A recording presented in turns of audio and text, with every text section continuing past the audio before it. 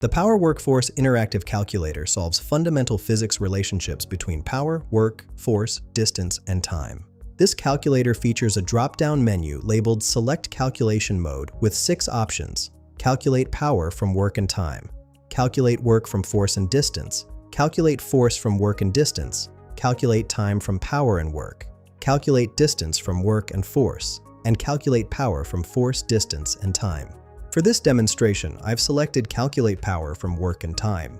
The input fields are work in joules, time in seconds, force in newtons, distance in meters, and power in watts. When you click the Calculate button, the system processes your inputs based on the selected mode.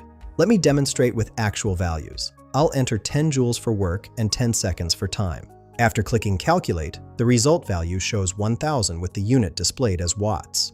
The conversions section provides additional useful information. Power equals 0.00 kilowatts and power equals 0.033 horsepower.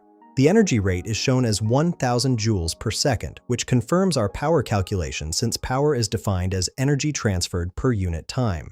This tool streamlines your engineering calculations. Find the link in the description below.